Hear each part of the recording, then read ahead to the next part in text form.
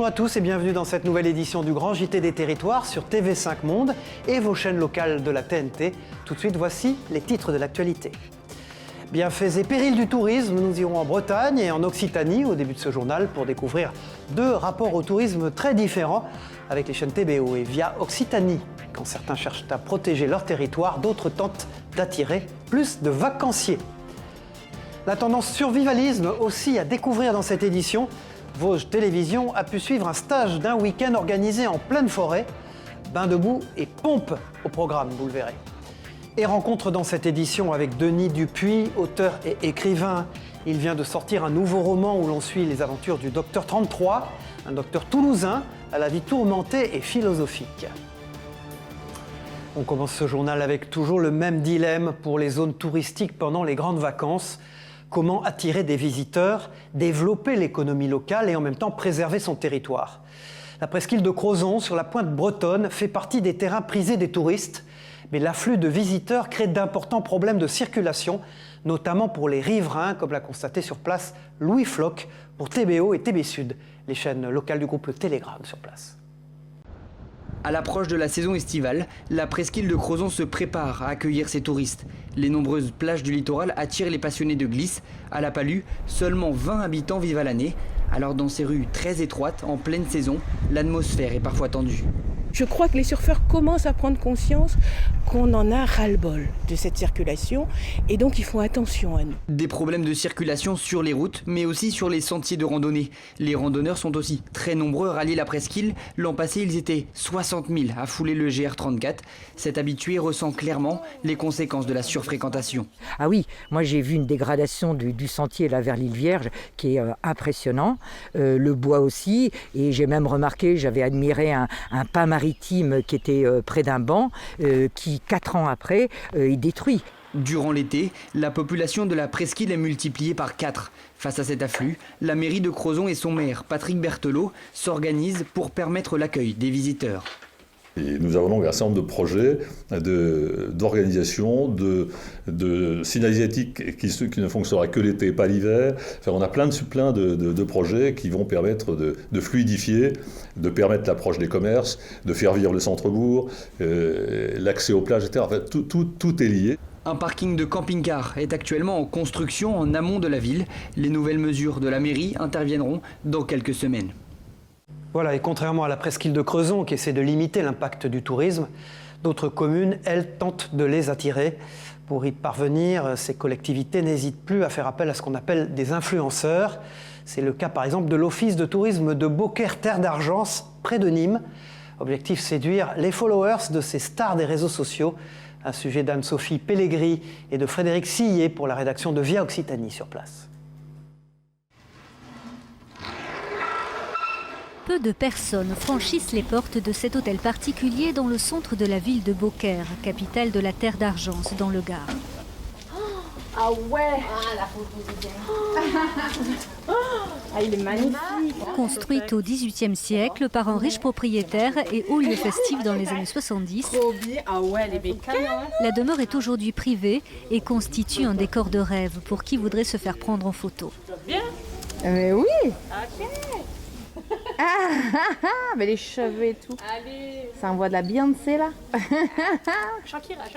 Toutes ces images seront postées sur Instagram. Je trouve que c'est sympa de partager avec les gens qui nous suivent nos découvertes qu'ils n'auraient peut-être pas faites s'ils ne nous suivaient pas. Donc je vois effectivement qu'il y en a certains qui vont où j'ai pu aller et c'est sympa parce qu'ils sont toujours contents des découvertes qu'ils font. Je me sens un peu observée là quand même. Estelle est ce que l'on appelle une influenceuse, comme toutes les personnes présentes ici. 16 Instagrammeurs qui cumulent un total de près de 140 000 abonnés et qui ce jour-là vont être amenés sur les hauts lieux touristiques de la Terre d'Argence. Moi j'ai 2000 abonnés sur Instagram et environ 300 likes par post et 700 vues par story. Je suis plutôt dans le sport extrême et dans le voyage aussi. Je mets juste au milieu. Ouais, au soleil, à droite là-bas, ouais, comme ça. Nickel. Utiliser Instagram pour attirer les touristes sur Beaucaire et ses alentours, c'est une idée de l'Office de tourisme Beaucaire Terre d'Argence. C'est un média qui pour nous est très intéressant parce qu'on se rend compte qu'avec quelques influenceurs, on peut avoir une portée qui est vraiment énorme. On n'était pas très fort sur Instagram jusqu'à présent et on est en train d'investir ce nouveau média qui est très porteur et aujourd'hui on peut plus s'en passer. Une publicité à bas coût, car ces influenceurs ne touchent aucune rémunération. Alors quel intérêt pour eux, hormis une visite touristique gratuite, de participer à ces journées Instamit? C'est mon pub, donc je suis photographe et je suis guide aussi. Alors ça aide les gens qui me suivent, ils regardent ce que je fais et je découvre les différentes régions ici, sud de France. Pour ce coup de pub, l'Office de tourisme a fait appel à une agence de communication spécialisée dans les réseaux sociaux et la création de contenus. Transat géant à l'effigie du territoire ou encore ces vieux combis voyageurs devant lesquels les Instagrammeurs peuvent se faire photographier. Une manière de donner un air de vacances et d'aventure au territoire. Moi, souvent, je vais utiliser des hashtags généraux, comme par exemple le hashtag Provence, et regarder qui est-ce qui poste de jolies photos dans ce hashtag, voir si son compte est intéressant, si la personne est de la région, et du coup, potentiellement l'inviter par ce biais. Au total, 300 stories ont été publiées sur les réseaux le jour même de la visite. 52 photos ont été postées et 2 vidéos pour le moment. Tout à fait autre chose. Dans le reste de l'actualité, nous nous rendons en Martinique, où ils sont considérés comme des nuisibles au même titre que les rats. Toute l'année, les agents de la ville de Fort-de-France mènent des campagnes de désiguanisation. Introduit dans les années 60, la prolifération de l'iguane menace aujourd'hui l'iguane endémique et la biodiversité locale. Marie Tricot et Johan Bouolard pour Via ATV sur place. Christian prépare son lasso pour atteindre la cime. Aucun volatile en vue, il part à la chasse d'un iguane. Le geste doit être rapide, autant que cet envahisseur. L'iguane commun, une espèce qui pullule sur les remparts du Fort Saint-Louis. Et l'invasion se répand dans tous les quartiers, faut y aller. Vraiment, il n'y a pas de technique, c'est simplement avoir une bonne canne et puis un beau lasso et puis bon, voilà. Et puis c'est s'en approcher d'une certaine façon pour pouvoir le capturer. Ça se fait mal. Cette iguane a été introduit en Martinique dans les années 60. Il gagne aujourd'hui du terrain sur son cousin, endémique de l'île, et menace ce dernier. D'autant que l'iguane commun, peu farouche, est plutôt apprécié de ses observateurs humains. Et il trouve tout ce qu'il faut comme nourriture. Donc la bête prolifère en fonction de la nourriture, hein, comme tout animal. Il y a des gens qui les nourrissent en plus, donc ça arrive. Comme ici sur la savane, il y a des gens qui ramènent des fruits, donc ils sont toujours là, donc ça va vite. Hein. La chasse est ouverte chaque mardi. Priorité aux femelles, qui peuvent pondre jusqu'à 42 œufs minimum à chaque gestation. Là, comme ça, tout ça. C'est un beau mâle. C'est un beau mâle. Une formation a été dispensée aux équipes par l'Office national des forêts et la DEAL, qui les pèse et les mesure une fois capturés. La conclusion est fatale. L'animal est systématiquement mis à mort par tir de carabine. Il est important de lutter contre l'iguane commun parce qu'il est une menace pour l'iguane endémique. Et quand je dis menace pour l'iguane endémique, c'est qu'une fois qu'il se reproduit avec l'iguane pays, les jeunes sont peu à peu détruits et il prend le pas. Une vingtaine de reptiles a été attrapée ce jour-là, en quelques heures à peine. Les équipes de la ville profitent de ces traques hebdomadaires pour rappeler qu'il est interdit d'introduire ces iguanes, de les détenir ou d'en faire commerce. Comment apprendre à faire du feu, filtrer de l'eau ou exécuter les premiers gestes de secours? Eh bien, les stages de survie se multiplient depuis quelques années en France. Bien loin de l'image relayée ces derniers temps dans l'actualité, le survivalisme a surtout pour objectif de repousser les limites des participants. Dans les Vosges, un week-end survivalisme était organisé en forêt, un week-end auquel ont participé Livia Buchelet et Ludovic Bizilla de la rédaction de Vosges Télévisions. Regardez. Sur le dos et on se relève. Allez, et on continue, on va au bout. Exercice commando, conditions humides et une température ne dépassant pas les 12 degrés dans le secteur de la Piquante-Pierre sur les hauteurs de Basse-sur-le-Rue. Les corps sont fatigués et c'est à ce moment bien précis qu'il faut réussir à repousser ses limites dans ce stage de survivalisme. Une mouvance au cœur de l'actualité. Il y a quelques semaines dans notre département, la petite Mia était enlevée par un réseau qui se revendiquait survivaliste et associé à l'extrême droite, loin de l'état d'esprit de ce professionnel. On peut faire de la survie sans pour autant avoir des idées très extrêmes d'un côté ou de l'autre et on peut faire plein de choses. Et le survivalisme, ça commence à partir du moment où on apprend à vivre avec la nature. Clairement, apprendre à faire un feu apprendre à filtrer de l'eau, les bases du secourisme. Pour moi, c'est le début du survivalisme. Ici, on parle de dépassement de soi où le mental représente 80% de la réussite. Ces 6 aventuriers de 18 à 43 ans, sportifs ou non, avaient choisi de consacrer leur week-end dernier à ce stage de survie. C'est aussi pour savoir où sont mes limites, les repousser toujours. Et j'ai toujours adoré la survie. Je trouve qu'on est dans une époque où en fait, tout peut tellement bouger du jour au lendemain. Apprendre des gestes de premier secours ou savoir se débrouiller tout seul, c'est vraiment quelque chose de très pratique. Les 2 journées dirigées par des instructeurs qui endossent un rôle, d'où la cagoule, sont rythmées par diverses activités de défense, d'orientation, de secourisme ou d'exercice physique, entrecoupées d'une nuit en bivouac mouvementée. Objectif, aller au bout et ne pas craquer. Plusieurs fois, on les a amenés à leurs limites et plusieurs fois, ils les ont franchis. Donc pour nous, c'est aussi un jeu parce qu'on se rend compte que s'ils ont réussi à franchir une première fois, ils ont augmenté leur seuil de tolérance. Et on les ramène.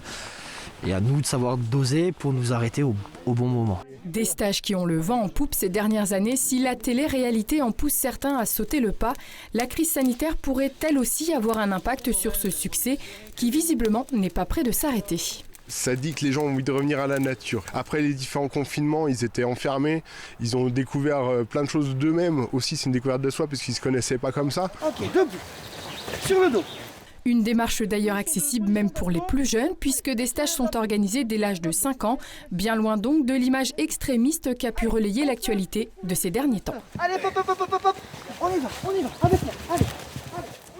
Bien loin de la boue et de l'effort physique maintenant, déguster un verre de vin relève du pur plaisir, surtout en plein été. Et à ce propos, connaissez-vous le vin vegan ? Il s'agit d'un vin sans intrants d'origine animale à l'intérieur. Si vous ne le saviez pas, vous risquez d'en entendre parler pendant vos vacances. Producteurs et commerçants se tournent de plus en plus vers ce type de vin, comme a pu le constater à Bordeaux. Victor Coudreau pour TV7, la chaîne du groupe Sud-Ouest. Elle domine le village de Baume, dans le Sud-Gironde. La propriété viticole dirigée par Vincent Labergère s'étend sur 84 hectares. Ici vivent 3 cépages de vignes, Sémillon, Sauvignon et Muscadelle. Mais la vraie particularité du vin produit sur ces terres se trouve ailleurs. Normalement, pour les vins blancs, on utilise de façon usuelle des protéines d'origine animale qui sont soit des cols de poisson, soit de la gélatine de porc, également de la caséine de lait, de façon à clarifier naturellement et stabiliser les vins. Ça, c'est ce qui est utilisé communément. Ici, au Château de Ranne-Vignon, on a fait un choix d'un travail différent, sans ces intrants qui vont nous permettre de respecter cette norme de ne pas utiliser de protéines d'origine animale. Un vin vegan donc, une tendance qui commence à être un argument de poids dans les négociations. Dans ce bar à vin du centre-ville bordelais, on a choisi le château de Vincent Labergère, justement pour son vin sans intrants d'origine animale. Plus qu'une tendance, ça va être aussi un mouvement de fond de l'alimentation végétale en général et de la consommation végane, parce que on voit bien dans les autres pays que ça se développe et que c'est une prise de conscience, quoi. Et ici, toutes les bouteilles et tapas sont certifiées 100% vegan. C'est d'ailleurs le premier bar à vin de ce style en France. Et le vin décidément en pleine révolution, vous allez le voir, près de Limoges, toujours en Nouvelle-Aquitaine, une jeune entreprise, Biophytos, réinvente la jarre en céramique. Cette matière remplace donc le bois ou l'inox pour la conservation et la maturation du vin. La céramique permet notamment de ne pas colorer le vin ni de modifier son goût. Depuis le mois de septembre dernier, un commercial a rejoint l'équipe céramique de Biophytos, preuve de son succès. Un succès raconté par Alain Druot de la rédaction de 7 à Limoges sur place. Après un passage à l'incubateur et un démarrage à Esther, l'entreprise Biophytos a fait le choix de s'installer à la campagne, précisément à Bonnac-la-Côte, à quelques minutes de l'autoroute A20. Aujourd'hui, l'entreprise est en phase de croissance avec une gamme complète de contenants céramiques et porcelaine pour les vins et les spiritueux.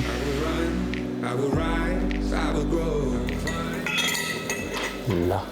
Donc là, on a la jarre équipée telle qu'on pourrait l'avoir chez le viticulteur. C'est ça, exactement. Donc le couvercle avec système de fermeture pour venir verrouiller et puis une bonde aseptique en verre. Le niveau de vin va monter ou descendre en fonction des fluctuations de température, de dilatation du vin et puis un petit réservoir qui permet d'inerter en fait le contenant de façon à ce qu'il n'y ait pas d'attaque, on va dire, de l'oxygène qui pourrait venir transformer le vin en vinaigre.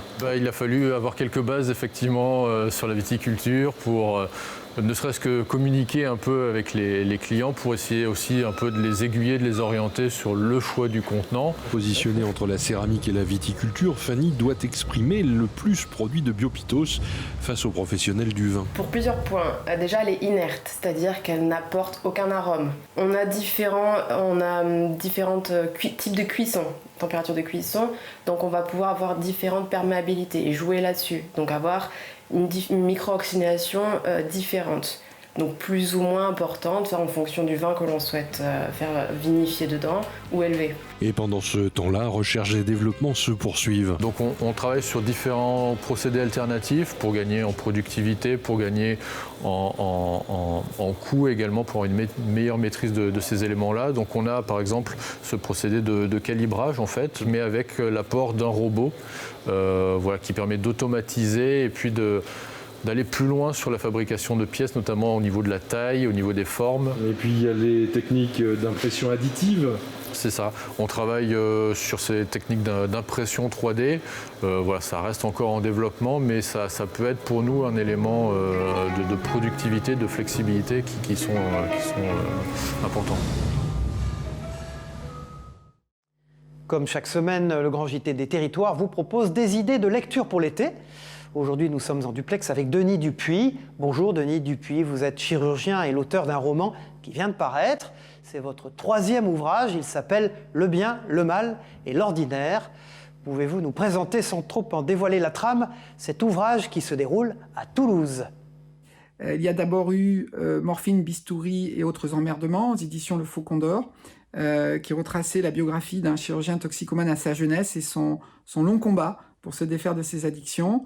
Le second, Tumulte et submersion, aux éditions Les Presses littéraires, se penchait sur l'existence de ce chirurgien des décennies plus tard, largement défait de sa dépendance. Et donc le troisième reprend le personnage du docteur 33.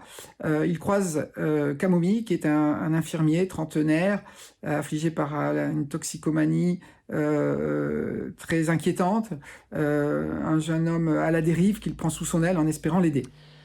Denis Dupuis, une nouvelle fois, le lieu d'action est une clinique. Alors, à travers votre roman, souhaitez-vous raconter l'envers du décor d'un monde médical que l'on connaît trop peu?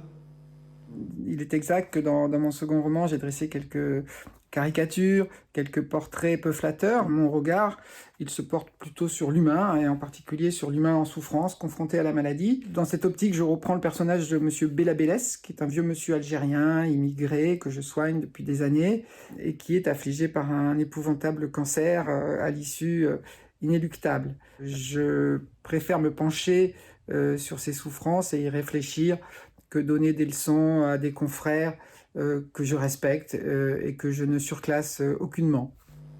L'actualité, plus précisément la Covid-19, sont-elles des sources d'inspiration pour vous? Elle est tapie dans mon roman, prête à jaillir, parce que j'ai écrit au commencement de l'épidémie.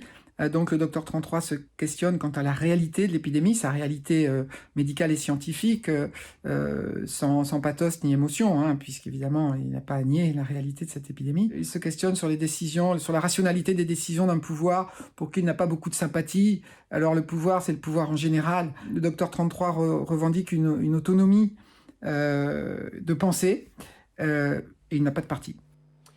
Il est aussi question de problématiques métaphysiques dans ce roman. Oui, la métaphysique, la barque à Caron, la fameuse, elle aussi est en filigrane dans mes écrits. L'auteur songe, alors que les ans s'égrènent, que tout cela va prendre fin, et il se demande à quoi rime la mascarade, vers quoi se meut la lugubre procession de cadavres en devenir, où mène le voyage, sur quoi la vie s'ouvre-t-elle. Elle s'ouvre sur de l'humour en réalité, dans mon ouvrage en tout cas.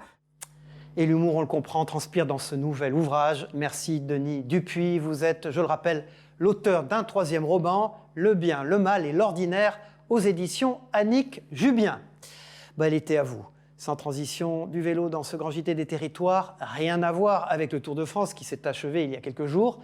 Du vélo pour arpenter les territoires et faire du tourisme. C'est l'idée originale d'une guide touristique de la Loire, une autre façon de découvrir les plus beaux spots de la région. Adrien Blétry, de la rédaction de TL7, a testé le tourisme à vélo. Regardez.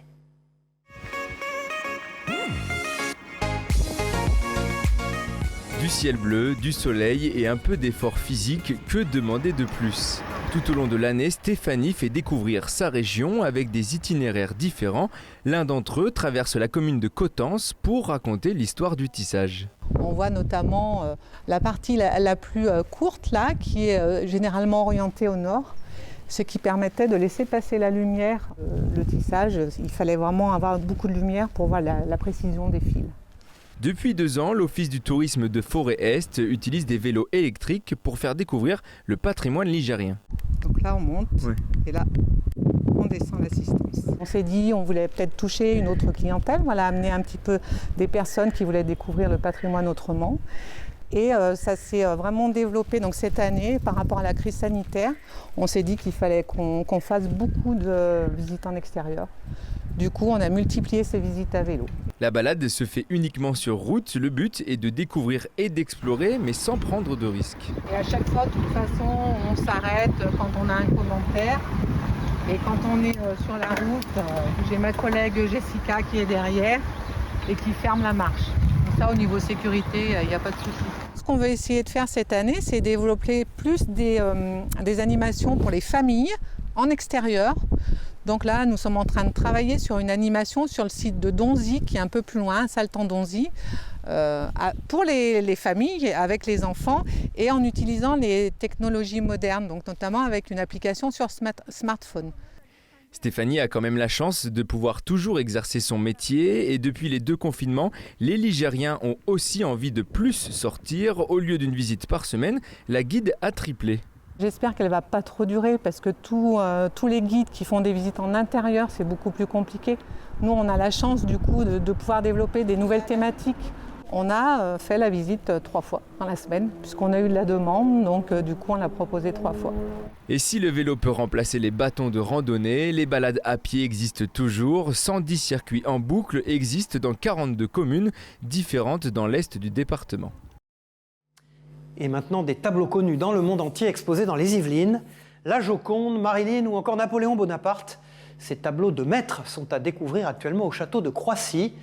Particularité de ces tableaux, ils sont en Lego. Une exposition originale donc pour parcourir les périodes emblématiques de la peinture française et sur des terres impressionnistes. Reportage de TV78, la chaîne des Yvelines. Regardez. Une exposition de tableaux de grands maîtres entièrement construits en briques Lego, c'est l'exposition qui est actuellement proposée au château Chanorier à Croissy-sur-Seine. C'est une exposition sur les tableaux de maîtres. Voilà, donc c'est vraiment une exposition où les gens vont pouvoir s'asseoir, étudier des tableaux et regarder des tableaux comme dans un vrai musée, quoi. Sur place, pas de surprise, la plupart des œuvres présentées sont des tableaux bien connus. Alors dans cette exposition, vous avez une trentaine de tableaux. Donc en bas, vous avez plus le classique. L'impressionnisme bien sûr, puisqu'on est à Croissy, vous allez retrouver le tableau de Renoir. Et au-dessus, à l'étage du dessus, vous allez retrouver un petit peu plus de modernité avec le pop art notamment et Andy Warhol.